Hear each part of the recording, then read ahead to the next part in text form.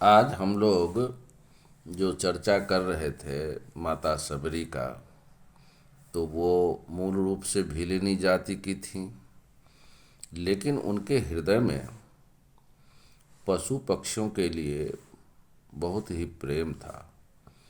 और आम तौर पर शुभ कार्य के समय, जैसे माता सबरी का जब विवाह होने वाला था, तो जो भी शुभ समय होता है भीलों के, तो ये लोग पशु पक्षियों का बलि देते थे। तो सबरी नहीं चाहती थी कि हमारी शादी हो, क्योंकि शादी जब होगी तो ये लोग पशु पक्षियों का बलि प्रदान करेंगे। इसलिए बलि प्रदान को रोकने के लिए उन्होंने, कि जानवर जो निर्दोष जानवर हैं इनकी हत्या न हो, वो भाग के ऋषि के कुटिया में आ जाती। कौन से ऋषि थे? मतंग ऋषि थे, दंडकारण्य में। और बताते हैं कि प्रभु राम जो हैं अपने 14 वर्ष के वनवास के दौरान दंडकारण्य में ही लगभग 10 वर्ष बिताए। तो सबरी जो है वो भगवान की परम भक्त थी,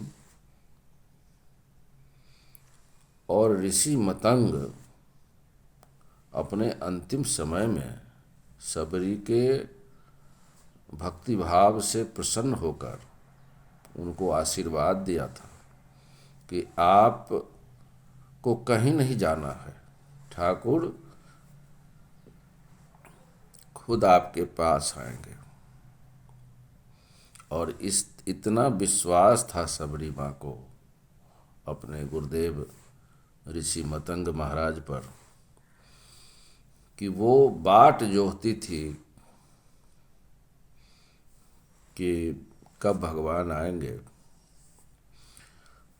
तो भगवान का दर्शन कब उनको होगा, इसके लिए वो आश्रम से जितना दूर तक देख सकती थी, जितना दूर तक चल सकती थी, झाड़ू बुहारी करती थी कि भगवान आएंगे तो पैर में कांटा न लग जाए। फूल चुन के रखती थी, बेर रखती थी, जो भी फल। और जिस दिन भगवान आए, सबरी देखि राम गृह आए, मुनि के वचन हिय अति भाए। कि बाप रे, अब तो आ गए। और आंखों से आंसू गिरने लगा। अब भगवान के श्री चरणों में लपेट लिया श्री चरणों को। और आदर सत्कार में जो बैर खिलाती थी तो देखती थी कि ये बैर मीठा है या कैसा है। और जो बैर मीठा रहता था उसको भगवान को खिलाती खिलाती थी, और भगवान बड़े प्रेम से खाए। तो भक्त और भगवान के बीच का संबंध माता पिता ही जैसा होता होगा, ऐसा तो हम लोग अनुभव कर सकते हैं। फिर चर्चा होती रहेगी। आप लोग थोड़ा प्रोत्साहित करेंगे तो हम लोग नियमित कुछ न कुछ अच्छे विषय पर चर्चा होती ही रहेगी, जिससे हम इस संसार को पार कर सकें। भक्ति से श्रेष्ठ तो कुछ है नहीं। एक बार फिर से कहिए, जय जय सिया राम, जय जय सिया राम।